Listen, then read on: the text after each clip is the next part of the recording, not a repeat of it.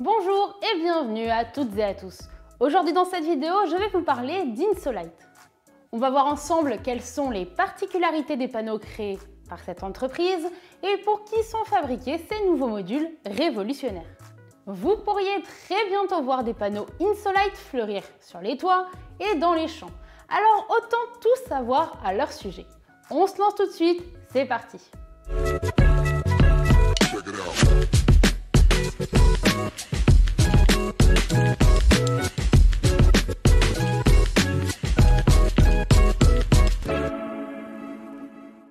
Je suis Lola de Nouvelle Ère Énergie.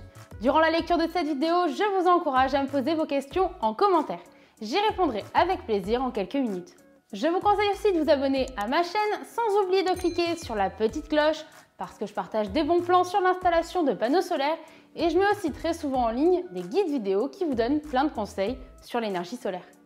Insolite, c'est une jeune entreprise suisse fondée en 2015 qui compte une quinzaine d'employés. Elle est spécialisée dans l'énergie photovoltaïque à haut rendement. Pour vous donner un ordre d'idée, le rendement d'un panneau solaire varie entre 18 et 21%.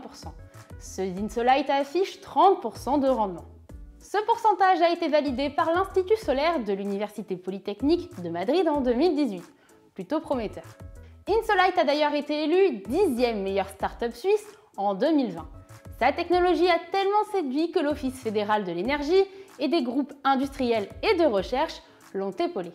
Je vous propose de voir en détail comment ce rendement canon a été atteint. Insolite a développé une technologie agrivoltaïque d'avant-garde. Elle combine la production d'électricité photovoltaïque et agricole sur une même surface. Ce système, appelé InsolaGreen, se base sur une technologie optique brevetée. Il intègre des modules THEIA pour Translucency and High Efficiency in Agrivoltaics. Elle concentre la lumière sur des cellules solaires à haut rendement. Lorsqu'il est aligné, le système optique peut générer de l'énergie ou stopper la luminosité. Concrètement, on parle d'un système optique en plastique transparent, plat et très fin. Il focalise les rayons vers de minuscules surfaces de cellules ultra performantes. Ces cellules fonctionnent comme des loupes, c'est-à-dire qu'elles arrivent à créer des points lumineux 200 fois plus petits que la surface optique. À noter que deux innovations se distinguent. La première, c'est qu'il n'y a pas besoin de tourner le module face au soleil. Il peut être monté sur un toit à plat avec une orientation et une inclinaison fixe. Ça facilite grandement les installations. Plus besoin de répondre à plusieurs critères contraignants, comme l'orientation plein sud et l'inclinaison comprise entre 15 et 30 degrés. L'autre aspect fondamental dans cette technologie, c'est que ce panneau peut également servir de filtre pour la lumière. C'est-à-dire qu'on peut bloquer la lumière tout en récupérant l'énergie photovoltaïque et laisser passer la lumière diffuse. Ça veut dire qu'on peut s'en servir pour construire des serres. Vous voyez où je veux en venir? La technologie Insolite n'est pas forcément destinée aux particuliers. Et oui, c'est vers le domaine agricole qu'Insolite entend se tourner dans un premier temps. Les modules sont destinés à produire à la fois de l'électricité solaire et à alimenter les cultures.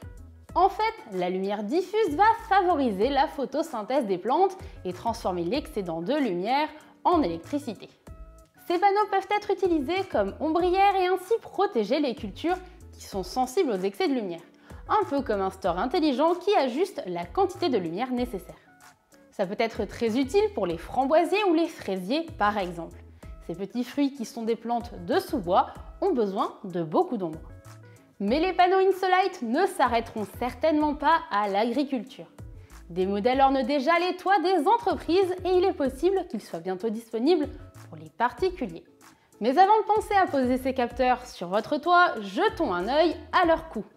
Si vous êtes arrivé jusqu'ici dans la vidéo, c'est sûrement parce qu'elle vous plaît. Alors n'hésitez pas à aller mettre un pouce en l'air juste en dessous. C'est ça qui m'encourage à continuer de vous partager mes connaissances sur l'énergie solaire. La technologie Insolite nécessite d'utiliser des cellules très chères.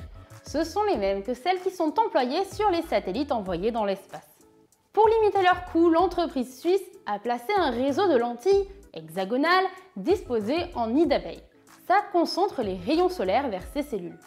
Au final, ce processus réduit leur surface totale à moins de 0,5%. Et pour aller plus loin, les cellules sont fixées sur un cadre qui se déplace horizontalement de quelques millimètres par jour. C'est un capteur qui détecte la position du soleil et qui le fait bouger. On appelle ça le micro-tracking. C'est un fonctionnement qui ressemble un peu à celui des trackers solaires. J'ai d'ailleurs fait une vidéo complète à ce sujet. Cliquez sur le bouton qui s'affiche autour de moi pour la regarder. Pour en revenir à Insolite, sachez que l'entreprise a reçu 10 millions d'euros de subventions de la part de l'Union européenne. Le but est de développer cette technologie et d'augmenter sa production. Si les investissements affluent, alors on peut espérer que ces capteurs révolutionnent la production d'énergie. A priori, ce sera le cas. Et ce, pour une raison bien particulière. La technologie Insolite répond à une problématique importante, la disponibilité des terrains. Et oui, on manque de terrain pour faire des déploiements solaires à grande échelle, mais on ne veut pas pour autant sacrifier les terres agricoles. Les panneaux d'Insolite pourraient donc être montés sur des serres ou des cultures en ligne. L'objectif est de remplacer les systèmes de tunnels agricoles ou d'ombrières existants. Plus de panneaux solaires sans pour autant avoir moins de terres agricoles, c'est tout bénef. Je n'ai pas d'autres infos à vous partager sur ce projet toujours en développement. Par contre, je vous ai fait un récapitulatif, comme ça vous aurez les points les plus importants.